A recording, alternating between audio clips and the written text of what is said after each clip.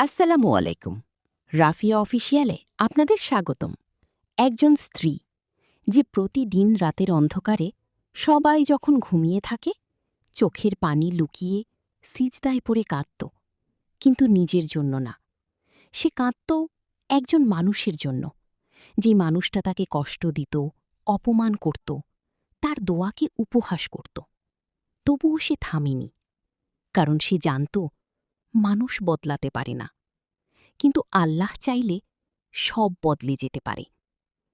আজকের গল্প একজন পাপী স্বামী আর একজন নেককার স্ত্রীর, যার তাহাজ্জুদের কান্না একদিন আকাশ কাঁপিয়ে দিয়েছিল। একটা ছোট্ট শহর, নির্জন, শান্ত, কিন্তু সেই শহরের এক ঘরে চলছিল এক নিঃশব্দ যুদ্ধ। সেই ঘরে থাকত রাশেদ আর তার স্ত্রী হুমায়রা। রাশেদ, হুমায়রা। বিয়ের সময় সবকিছু স্বাভাবিকই ছিল। হুমায়রা ভেবেছিল তার স্বামী হয়তো একটু রাগী, কিন্তু সময়ের সাথে ঠিক হয়ে যাবে। কিন্তু সে জানত না তার সামনে অপেক্ষা করছে এক কঠিন পরীক্ষা। রাশিদ ছিল খুব বদমেজাজি, নামাজ পড়ত না, রাত করে বাসায় ফিরত, কখনো বন্ধুদের সাথে আড্ডা, কখনো বাজে কাজে জড়িয়ে থাকত। হুমায়রা চুপচাপ সহ্য করত। একদিন সে আস্তে করে বলল, তুমি নামাজটা পড়ো না কেন? রাশিদ রেগে গিয়ে বলল, তুমি তোমার কাজ করো, আমাকে শেখাতে আসো না। সেদিন হুমায়রার চোখে পানি এসে গিয়েছিল, কিন্তু সে কিছু বলেনি। প্রতিদিন সবাই ঘুমিয়ে গেলে হুমায়রা উঠে দাঁড়াত, অজু করত, তারপর দাঁড়িয়ে যেত তাহাজ্জুদের নামাজে। তাহাজ্জুদ নামাজ। তার কণ্ঠ কাঁপত, চোখ দিয়ে পানি পড়ত। ইয়া আল্লাহ, আমার স্বামীকে হিদায়েত দাও, তাকে তোমার পথে ফিরিয়ে আনো। তার দোয়া ছিল নিঃস্বার্থ। সে নিজের সুখের জন্য কিছু চাইত না, শুধু চাইত তার স্বামী যেন ভালো হয়ে যায়। একদিন রাতে রাশিদ খুব দেরি করে বাসায় ফিরল। হুমায়রা দরজা খুলে দিল। সে বলল, এত দেরি কেন? রাশিদ রেগে গিয়ে বলল, তুমি কে আমাকে প্রশ্ন করার?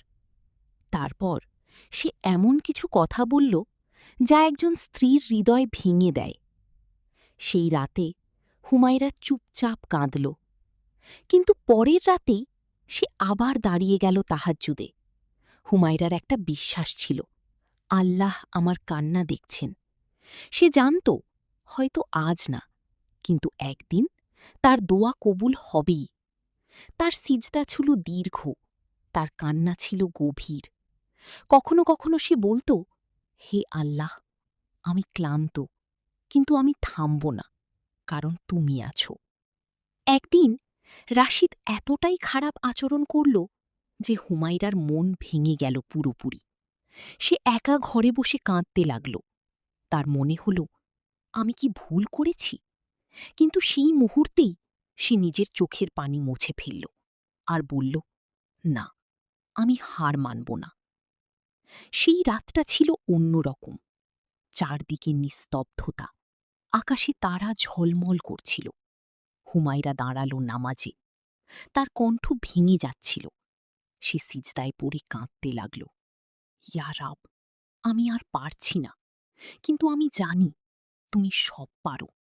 তুমি চাইলে এক মুহূর্তেই আমার স্বামী বদলে যেতে পারে।